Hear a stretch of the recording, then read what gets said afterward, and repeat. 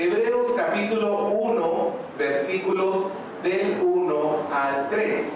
Leemos, dice: Dios, habiendo hablado muchas veces y de muchas maneras en otro tiempo a los padres por los profetas, en los postreros días nos ha hablado por el Hijo, a quien constituyó heredero de todo y por quien asimismo hizo el universo, el cual, siendo el resplandor de su gloria y la imagen misma de su sustancia, y quien sustenta todas las cosas con la palabra de su poder, habiendo efectuado la purificación de nuestros pecados por medio de sí mismo, se sentó a la diestra de la majestad en las alturas.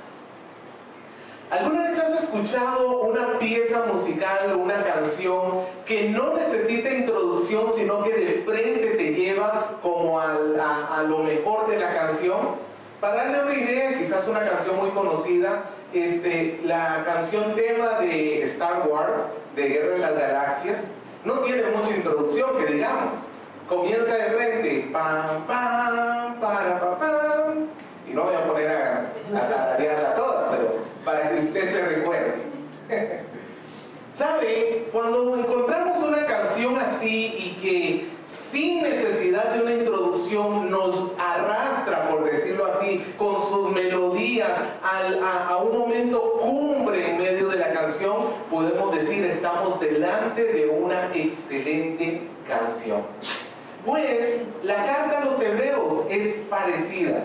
No necesita una introducción. El autor no necesitó escribir quién era o a quién estaba dirigiéndola o los saludos que tenía. Él quería pasar de frente a ese pam pam. Él quería pasar de frente a ello. Y esto, en lugar de restarle a la carta, más bien la aumenta, la fortalece. Este tipo de introducción que hace el autor de Hebreos nos obliga a poner la mirada inmediatamente en lo que el autor quiere que nosotros veamos en toda la carta, que es el Hijo de Dios. Es justamente que esta carta habla del Hijo de Dios. Él es el tema principal de toda la carta. El autor desea que nosotros veamos de cerca al Hijo, que lo conozcamos bien. Él quería que su audiencia conociera o volviera a recordar aquellas cosas en las cuales habían sido instruidos. ¿Por qué? Porque ellos estaban olvidando quién es Jesús. Y al hacerlo, se estaban dejando arrastrar por falsas doctrinas. Así que, hermanos, el autor nos lleva de frente a ver a Jesús, y en estos primeros 3 versículos encontramos mucha información, a tal punto que no la vamos a poder ver toda hoy día. En este pasaje vamos a estar estudiando la identidad, las obras, vamos a volver, la identidad, las obras y los oficios del Hijo de Dios. Hoy solamente vamos a ver los oficios por cuestiones de tiempo. La próxima semana vamos a ver la identidad y la obra del Hijo de Dios. ¿A qué me refiero con los oficios? ¿Qué es un oficio? Algo a lo que te dedicas. Ejemplos de oficios: zapatero, carpintero, contador, ¿ok? Ya sé que alguno va a decir, no, es una profesión, pero bueno, en términos genéricos podríamos decir que es un oficio, es algo en lo cual tú te dedicas en tu trabajo. Cuando hablamos de los oficios del Hijo de Dios, estamos hablando de los roles, llamémoslo así, que Él toma para poder llevar a cabo el plan de salvación del hombre. Y son 3 oficios. Jesús es el profeta, Jesús es el sacerdote y Jesús es el rey. Profeta, sacerdote y rey. Los 3 oficios del Hijo de Dios que vamos a estar estudiando el día de hoy. Así que comencemos con el primero. Jesús el profeta. Los dos primeros versículos los volvemos a leer. Dicen así: Dios, habiendo hablado muchas veces y de muchas maneras en otro tiempo a los padres por los profetas, en estos postreros días nos ha hablado por el Hijo. ¿Por quién nos ha hablado el Padre? Por el Hijo. Por el Hijo. La carta inicia hablando acerca de las Escrituras. Ellas, para el autor de Hebreos, lo más importante acá no es qué autor humano escribieron las Escrituras, porque ciertamente Dios no escribió directamente la Biblia, sino que utilizó a hombres para que escribieran lo que nosotros hoy tenemos como las Escrituras. Pero a él no le interesa poner el foco de atención sobre esos hombres. A él lo que le interesa es que su audiencia vea que quien está hablando en última instancia, ¿quién es? Es Dios. Dios, habiendo hablado, el que ha hablado a los hombres es Dios. Así que lo que estamos escuchando en esta mañana no es en sí mismo la palabra de los hombres, a pesar de que los hombres la escribieron. Lo que estamos escuchando es la palabra ¿de quién? De Dios. Y por eso tenemos que tener temor en nuestro corazón. Dios habiendo hablado en otro tiempo. Aquí entonces estamos teniendo una referencia al Antiguo Testamento, a los 39 libros que conforman lo que nosotros llamamos el Antiguo Testamento. Y vamos a ver una descripción que el autor nos da de este proceso. Nos damos cuenta que el versículo 1 se puede dividir en varias partes. Comienza diciendo que Dios, habiendo hablado, ¿cómo dice? Muchas veces. Vamos a ver. Y luego dice de muchas maneras. Y luego dice en otro tiempo. Y luego ¿a quién? A los padres. ¿Y por medio de quién? Por los profetas. Cuando dice que Dios habló muchas veces, esto significa en muchas diferentes ocasiones. Dios no entregó su palabra a los hombres de un solo centón, de una sola vez. Dios entregó su revelación a los hombres de manera en diferentes momentos y más específicamente de una manera progresiva. Es lo que en la teología se le llama la revelación progresiva. Desde el primer libro que nosotros tenemos en las Escrituras, en los primeros 5 libros, Génesis, Éxodo, Levítico, Números, Deuteronomio, llamado el Pentateuco, hasta los últimos libros del Antiguo Testamento, Malaquías y Nehemías, hay un lapso de 1000 años. Desde el año 1400 que se escribió el Pentateuco hasta el año 400 que se escribieron los 2 últimos libros del Antiguo Testamento.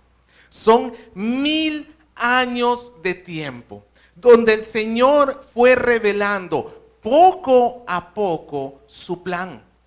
Por ejemplo, a Adán, cuando pecó, en medio del juicio a la serpiente, Dios dijo que iba a aplastar la cabeza de la serpiente, esto es decir, que iba a revertir la caída, ¿a través de quién? A través del hijo de la mujer. Entonces ya ellos ya tenían una primera idea, ¿cómo Dios nos va a salvar? ¿A través de quién? No a través de un ángel, no a través de un buey, a través de un ser humano como nosotros. Más adelante Abraham le dijo que su simiente, su hijo, un hijo de él, traería la bendición a todas las familias de la tierra. Entonces ya no solamente era a través de un ser humano, sino a través específicamente de uno de los hijos de Abraham. Y más adelante, Dios le diría a David que sería un hijo de él, quien se sentaría en su trono eternamente. Ya no solamente es un ser humano, ya no solamente es un hijo de Abraham, sino que también sería hijo de ¿quién? De David. Entonces vamos viendo cómo Dios va dando su revelación de menos a más, pero nunca contradiciéndose. Siempre está mostrando cosas nuevas, pero que encajan perfectamente con lo que ya ha dicho anteriormente. Y también nos dice que Dios habló de muchas maneras. Esto significa que hubo una forma de transmisión muy diversa. Dios se reveló a través de sueños. Dios se reveló a través de visiones. Con Moisés habló cara a cara. Tenemos la Biblia que Dios se reveló a través de poemas. Hay escrituras a través de narraciones, hay leyes, hay proverbios, etcétera, etcétera, etcétera. La Biblia está llena de una riqueza literaria que nos muestra la riqueza de Dios. Dios, habiendo hablado muchas veces y de muchas maneras en otro tiempo, y esta palabra es importante, en otro tiempo. Quiero mencionarlo rápidamente, pero es importante para que usted entienda lo que quiere decir el autor de Hebreos. Los judíos tenían una forma de ver la vida. Ellos entendían que la vida se dividía en dos partes, como está en la pantalla. La línea roja que tenemos en la pantalla es la época actual, que abarca desde el día que Dios creó todas las cosas hasta el día en que llegara el Mesías. Pero el día que llegara el Mesías se iba a quitar todo lo que existe actualmente y el Mesías iba a traer un nuevo reino, una nueva tierra, por decirlo así, y a partir de ahí comenzarían los postreros días. Y por eso es que a ellos no les cuadraba mucho a Jesús, porque cuando llegó Jesús no cumplió lo que ellos esperaban que hiciera el Mesías, porque ellos seguían viendo que Israel estaba bajo el imperio romano y seguían viendo que había pecado por todo lado. Y la pregunta es, si este es el Mesías, ¿por qué no ha sucedido lo que nosotros pensábamos que iba a suceder? Porque la perspectiva correcta de la Biblia no es esta, sino más bien, con la paciencia, esta otra. La época actual está desde Génesis e incluso tenemos la ascensión del Mesías, cuando Jesús asciende a los cielos. Pero si se da cuenta, cuando Jesús asciende, ¿qué comienza? Los postreros días. Pero la época actual todavía no ha terminado. ¿Cuándo va a terminar la época actual? Cuando regrese Jesús y traiga cielos nuevos y tierra nueva. Nosotros vivimos en este intervalo de acá, desde que Jesús subió hasta que Jesús regrese. Cuando el autor de Hebreos dice que el Señor nos habló, que Dios nos habló en otro tiempo, se está refiriendo hasta antes de la llegada del Mesías. Pero a partir de la llegada del Mesías, ¿por quién nos habla? No, los profetas fueron antes de la llegada del Mesías. A través del Hijo. También nos dice el libro de Hebreos que Dios hablaba a los padres y a través de los profetas. Ahora, el Nuevo Testamento en el versículo 2 nos dice que en los postreros días, en este nuevo tiempo que ha sido inaugurado cuando el Señor Jesús se encarnó, en estos días nos ha hablado ¿por quién? Nos ha hablado por el Hijo. Dios una vez hablando con Moisés, le dijo en Deuteronomio capítulo 18, versículo 18. Profeta les levantaré en medio de sus hermanos, como tú, hablando de Moisés. Y pondré mis palabras en su boca y él les hablará todo lo que yo les mandare. Había la promesa de Dios que vendría un nuevo profeta, el profeta de Dios, y este profeta está identificado en el libro de Hebreos, en el capítulo 1, versículo 2, ¿como quién? Como el Hijo. Dios en estos postreros tiempos, en esta época en la cual nos toca vivir, ¿a través de quién nos ha hablado? A través del Hijo. Ahora, esto es bastante significativo.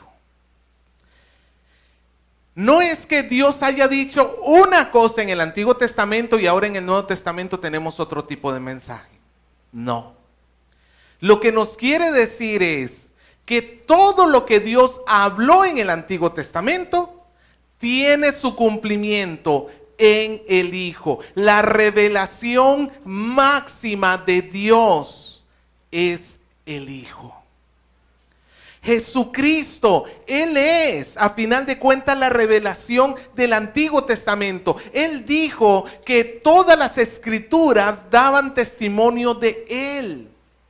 Cuando iban camino a Emaús, Él les enseñaba a los creyentes que se encontró cómo desde Moisés, pasando por los profetas, por todas las escrituras, todo lo que las escrituras decían ¿de quién? De Él, de Jesús. Todo el Antiguo Testamento, ¿de quién nos habla? De Cristo. Y todo el Nuevo Testamento, ¿de quién nos habla? De Cristo. De Cristo. Él es el final de todo. Él es la revelación máxima de todo. Por eso les puse este pensamiento. Toda la revelación del Antiguo Testamento apuntaba hacia Jesús. Pero Jesús no apunta hacia algo más. Pero Jesús no apunta hacia algo más. Él es la revelación final de Dios. Esto es muy importante. Porque hoy en día tenemos muchas corrientes cristianas que nos dicen que nosotros debemos buscar nuevas revelaciones. Hace poquito alguien en Facebook, una persona que conozco de Costa Rica, decía, me interesa encontrar a una persona que me pueda hablar lo que Dios quiere para mi vida. Pero no quiero un hechicero, no quiero un brujo, lo que quiero es una persona que me diga qué es lo que Dios quiere para mi vida. Bueno, no hay mucha diferencia entre un hechicero y un brujo y lo que estaba pidiendo esta persona. Esta persona lo que quería era a alguien que le dijera, Dios dice esto para ti. Pero ¿cuál es el problema de este tipo de pensamiento? Es cierto que Dios habla y Dios se manifiesta, pero siempre su manifestación va a ser conforme a las Escrituras. Las Escrituras son la revelación final de Jesús y todo lo que el hombre escucha acerca de Dios se tiene que adaptar a las Escrituras. Lamentablemente, este tipo de personas que muchas veces va haciendo este tipo de cosas de Dios dice, en lugar de respetar lo que dicen las Escrituras, usan las Escrituras para decirte lo que tú quieres escuchar. O incluso te llegan a decir cosas que contradicen abiertamente las Escrituras. Como cuando este pastor Santana dijo que Dios le había dicho que él sí podía tener concubinas. Qué conveniente, ¿no? O revelación. Nueva revelación, no hermanos. Toda revelación, ¿en quién termina? ¿A quién apunta? Es más, hermano, aún la forma de ver la vida está equivocada. Lo que quería esta persona es decir, yo quiero saber qué quiere Dios para mi vida porque yo quiero vivir mi vida. No, hermano, lo que nosotros necesitamos para la vida ya está escrito en las Escrituras y nuestra vida la tenemos que vivir para Dios. Dios no está al servicio nuestro como para allanarnos el camino para que nosotros tengamos una vida con poco sufrimiento, como nos gustaría tener. Pare de sufrir. No, Dios nos ha dado las Escrituras para que a pesar de que el mundo esté oscuro, a pesar de que la situación esté grave, a pesar de que yo no sepa ni para dónde caminar ni por dónde ir, en la palabra de Dios tengo la luz que necesito para mi vida. Por eso, hermanos, es que Jesús es el profeta que nos guía, que nos dice cuál es la palabra y la voluntad de Dios. Por eso la importancia de que cada uno de nosotros tenga una Biblia.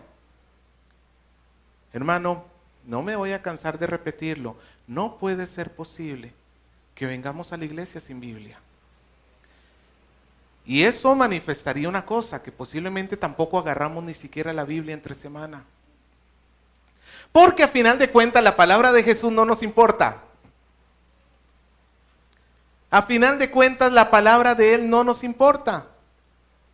Eso es lo que estaría mostrando yo si a lo largo de toda la semana ni siquiera leo la Biblia.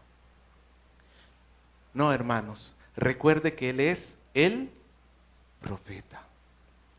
Y si Él nos trae la palabra de Dios, ¿a quién debemos escuchar? A Jesús, a nuestro Señor. Hay un segundo oficio que tiene Jesús, que está en el versículo 3. Vamos a leer. Dice, el cual, hablando de Jesús, siendo el resplandor de su gloria y la imagen misma de su sustancia, quien sustenta todas las cosas con la palabra de su poder, y aquí viene, habiendo efectuado la purificación de nuestros pecados. Aquí encontramos el oficio divino de Jesús el sacerdote. ¿Cuál era el primer oficio divino? Jesús el profeta. ¿Y el segundo? Jesús el sacerdote. Para que nosotros entendamos correctamente lo que nos quiere decir el autor de Hebreos, tenemos que tener presente la imagen del tabernáculo. ¿Se acuerda? Por eso es que a mí me interesaba hacer esta serie después del pacto mosaico, porque en Hebreos vamos a encontrar muchas referencias al tabernáculo. Para los que no saben, el tabernáculo es un templo móvil, una tienda de campaña literalmente, donde se adoraba a Dios en ese lugar. Era literalmente la casa de Dios en la tierra. Allí vivía Dios. Pero cuando los hombres pecaban, había que reconciliarlos con Dios. Y esto se hacía especialmente en el día de la expiación, o también llamado en hebreo Yom Kippur. Yom es cubrir, Yom es día, Kippur es cubrir. Es el día que se cubren las faltas. ¿Qué es lo que sucedía ese día en especial? Ese día el sacerdote era el encargado de presentar los sacrificios para que todo el pueblo fuese perdonado. Todo el pueblo. Él primero presentaba un sacrificio por sí mismo y por su familia, porque él era un pecador como todos los demás hombres, pero luego tenía que presentar dos sacrificios, o mejor dicho, tenía que tomar a 2 cabras. La primera de estas cabras era sacrificada. Eso lo vamos a encontrar en el libro de Levítico. La primera de estas cabras era sacrificada y la sangre se recolectaba y se entraba hasta el lugar santísimo, que era el cuarto más al fondo del tabernáculo, donde estaba una caja de madera cubierta de oro llamada el arca del pacto, que tenía una tapa con 2 querubines encima que se llama el propiciatorio, y el sacerdote tenía que vertir de la sangre encima del propiciatorio. ¿Esto por qué? Porque cuando el hombre peca, lo primero que se daña es la relación entre Dios y los hombres. Y la paga del pecado es muerte. ¿Qué es lo que le corresponde al pecador? La muerte. Entonces, la cabra servía como un sustituto del pecador, de todo el pueblo pecador, porque este no era el pecado de uno o del otro del pueblo, era el pecado de la nación entera lo que se estaba tratando acá. Y cuando el sacerdote entraba con la sangre y la vertía, era como decirle: Dios, el pecador ya fue castigado con la muerte y aquí está el testimonio, aquí está su sangre. Ahora, el asunto es que ese era un sustituto del pecador. No se había sacrificado al verdadero pecador, sino que la cabra funcionaba como un sustituto. Y luego esa misma sangre se rociaba en diferentes lugares del tabernáculo para poder también restaurar la relación que tenían las personas unas con otras, porque eso es lo otro que daña el pecado. El pecado daña las relaciones unos con otros. Entonces, cuando el autor de Hebreos menciona, tenemos que tener en cuenta esta primera cabrita. Pero había una segunda cabra. Esta segunda cabra sufría la expulsión. Esta segunda cabra viva era llevada fuera del campamento. El sacerdote confesaba los pecados en esta cabra, que era una manera como de depositar los pecados en esta cabra, y esta cabra era echada al desierto. Que se fuera completamente del campamento, no podía estar más en medio del campamento. Y entonces estas dos cabras sufrían lo que debió haber sufrido el pueblo pecador. La primera cabra que recibía, muerte. Y la segunda cabra que recibía, expulsión. Eso es lo que merece al hombre, merece el hombre pecador. Y el único que podía hacer ese trabajo era el sumo sacerdote, nadie más del pueblo. Entonces, cuando el escritor de Hebreos nos dice que Jesús purificó nuestros pecados, tenemos que recordar este suceso. ¿Sabe? Cuando el pueblo veía que el sacerdote hacía este ritual, el pueblo podía estar completamente seguro que todos sus pecados hasta ese momento habían sido perdonados.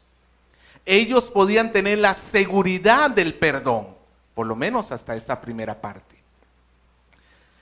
El problema es que, ¿sabe lo que había que hacer al año siguiente? Lo mismo. Y al año siguiente, lo mismo. Y al próximo año, era mala idea hacer una cabra en medio del pueblo de Israel. En algún momento seguro te iba a tocar esto. Las dos cabras que se usaban en todo este instrumento de purificación, en todo este ritual, traían cierta certeza del perdón de pecados, pero siempre era necesario hacer algo más. El próximo año, nuevamente. Si nosotros vemos el texto que tenemos en Hebreos, escuche de nuevo lo que nos dice acerca de la purificación de nuestros pecados. Dice: habiendo efectuado la purificación de nuestros pecados por medio de sí mismo. Nos lo pone en tiempo pasado. Si nosotros escucháramos al sumo sacerdote, el sumo sacerdote, cuando viniera de la purificación de los pecados, hubiera dicho: ya los purifiqué por este año, pero próximo año volveré a purificarlos. Pero si escuchamos lo que se nos dice sobre Jesús, el sumo sacerdote, no se nos da indicaciones de que falta algo más por hacer. Él ya purificó nuestros pecados. En Cristo Jesús nosotros tenemos la certeza que todos nuestros pecados han sido perdonados una sola vez y para siempre. Una sola vez y para siempre. ¿Por qué esto es importante?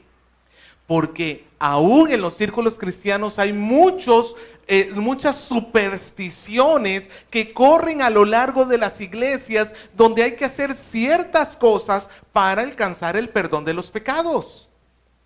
Por ejemplo,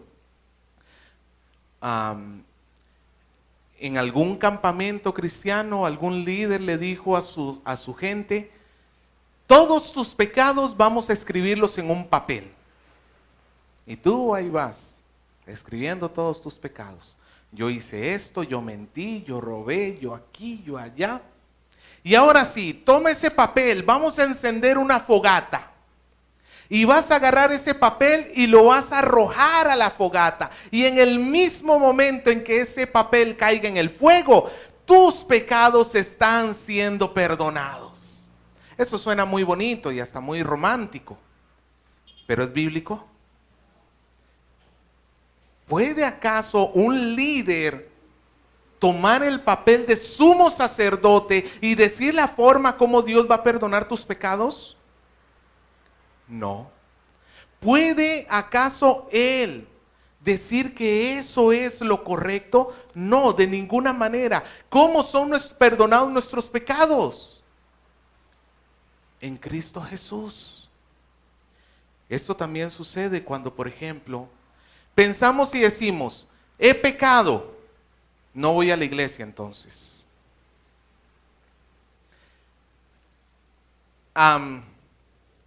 Pregunto, ¿cómo tu lejanía de Dios va a tratar el pecado tuyo? ¿A quién necesito yo acudir para el perdón de mis pecados? Es más, ¿dónde debería yo correr entonces cuando he pecado? ¿No debería entonces más bien buscar con más ansias a Dios? También lo mismo sucede, por ejemplo, cuando confiamos en las obras para nuestra salvación. Yo soy una buena persona, yo nunca le he hecho mal a nadie, yo no he dañado, yo no, ni siquiera he mentido. Ya sí, claro, ya empezaste mintiendo. Yo seguramente sí voy a entrar al cielo porque no he sido tan malo como otros. La pregunta es, ¿así es como se purifican los pecados? No, ¿qué utilizó Jesús para purificar nuestros pecados según nuestro texto? Mírelo de nuevo, versículo 3. ¿Cuál fue el instrumento de Jesús para purificar los pecados del pueblo? ¿A través de quién? A través de sí mismo. Primera de Pedro capítulo 2 versículo 24 nos dice: quien llevó en sí mismo nuestros pecados sobre el madero, para que nosotros, estando muertos a los pecados, vivamos a la justicia, y por cuya herida fuisteis sanados. ¿A través de quién nosotros somos perdonados? A través de Cristo. Entonces, ¿a quién yo necesito para que me pueda reconciliar con Dios? A Cristo. Yo no necesito hacer rituales, yo no necesito poner la ruda fuera de mi casa para que el Señor bendiga mi hogar. Yo no necesito, no sé, ¿cómo es que le llaman eso? El guaruro. Sí, ningún tipo de amuleto. ¿Qué es lo único que va a garantizar la presencia de Dios en mi hogar? Cristo. Cristo. ¿Necesito algo más? No, para nada. En tercer lugar tenemos que Jesús es Rey. El primer oficio es que Jesús es profeta. El segundo oficio es que Jesús es sacerdote. Y el tercer oficio es que Jesús es Rey. Mira al final del versículo 3. Dice, se sentó a la diestra de la majestad en las alturas. Esta es una expresión que más que darnos una descripción de Jesús, lo que quiere es transmitirnos una idea sobre Jesús. El propósito de esta expresión no es decir, ¿dónde está Jesús? Sentado a la diestra de la majestad de las alturas. No, ese no es el propósito. El propósito acá es, ¿quién es Jesús? Y habrá que ver qué significa que es estar sentado a la diestra de la majestad en las alturas. Pero primero comencemos entendiendo la palabra, las palabras en sí, la frase. Tenemos esta expresión, a la diestra de. Esta palabra o esta forma es un término hebreo que se utilizaba. Ok, primero comencemos viendo la palabra majestad. Ok, se sentó a la diestra de ¿quién dice? De la majestad. ¿Quién es la majestad? Ok, Dios. Esta es una forma hebraica que tenían los judíos de referirse a Dios. Para ellos el nombre de Dios era sagrado y no se tenía que decir. Entonces no decían la palabra Dios, sino que se referían a Dios por alguno de sus atributos. Por ejemplo, cuando dice que por el nombre seremos salvos. El nombre es una forma de referirse a Dios. Por ejemplo, nuestro himno nacional tiene una frase que dice que faltemos al voto solemne que la patria al eterno elevó. Es lo mismo. ¿A quién se refiere ese eterno? Es Dios. Posiblemente habían judíos metidos en nuestro himno nacional. Porque esa es una expresión bastante hebrea. En lugar de decir que la patria a Dios elevó, dice que la patria al eterno, porque una de las características de Dios que es, que Él es eterno. Cuando dice acá que se sentó a la diestra de la majestad, es porque esa es una de las características de Dios. Dios es majestuoso. Entonces, Cristo se sentó a la diestra. Ahora, esta palabra diestra también es una expresión hebraica. Cuando tú eras el anfitrión de una fiesta, por ejemplo, habían dos lugares de honor. Uno a tu izquierda, otro a tu derecha. Y si tú querías honrar a uno de tus invitados, ¿a dónde lo sentabas? O a tu izquierda o a tu derecha. Tú te acordarás que Juan y Jacobo en cierta ocasión se le acercaron a Jesús y le dijeron en Marcos 10:37, Señor, que yo me siente a un lado y mi hermano al otro lado. Siéntanos uno a tu derecha y el otro a tu izquierda. ¿Qué es lo que le estaban pidiendo a Jesús? Señor, queremos ser los más exaltados sobre todos. Queremos que tú nos honres sobre todos los demás. Ellos no estaban esperando que Dios los honrara, sino que ellos querían ganar un lugar de honor. Ahora, de estas dos posiciones, izquierda y derecha, había una que era todavía más alta que la otra, la derecha.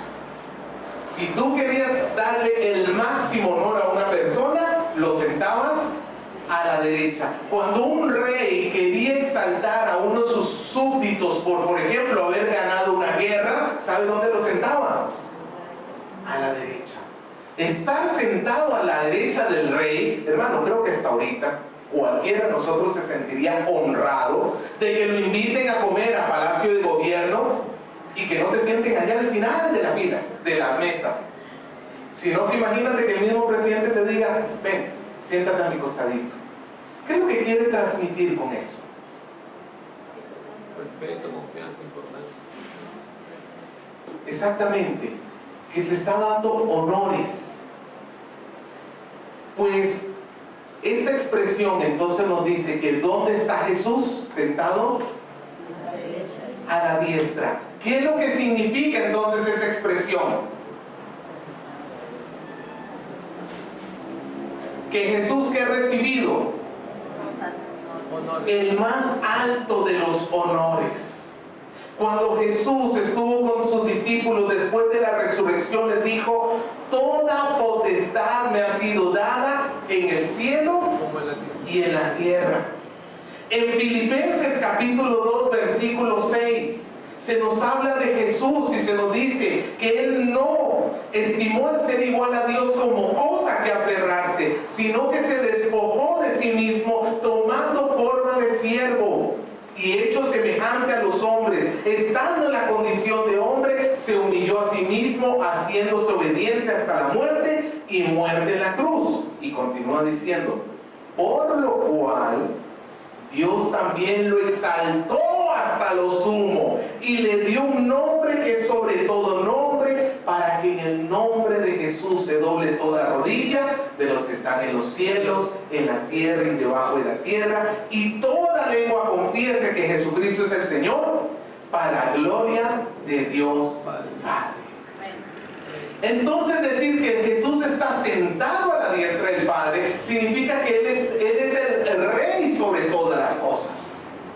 Y esto es muy importante que nosotros entendamos, hermanos, porque muchas veces fallamos en creer que Dios reina, sobre todo cuando las cosas no caminan tan fácil, cuando te quedas sin empleo, cuando sufres una enfermedad, cuando pierdes a un ser querido, cuando las cosas no están resultando como tú esperas que sucedan. Es muy fácil comenzar a dudar del reino de Dios. Es más, ¿cuántos creyentes hemos caído en la tentación de decir: Señor, te has olvidado de mí? O Señor, esto se te ha escapado de la mano. Pero no es así. Nuestro Dios reina, nuestro Señor Jesucristo reina sobre todas las cosas. Incluso hay creyentes que piensan, que dicen: no, de Dios viene todo lo bueno, pero lo malo a mi vida nada puede venir de Jesús. En otras palabras, hay personas que piensan que Satanás puede ir actuando en la vida de la gente sin el permiso de Jesús. Si fuese así, significaría que Dios no gobierna sobre todo. ¿Sabe por qué hay brotes terroristas en ciertos lugares del país? Porque el gobierno pierde el control de esos lugares. El gobierno pierde el control y crece el terrorismo, ¿sí o no?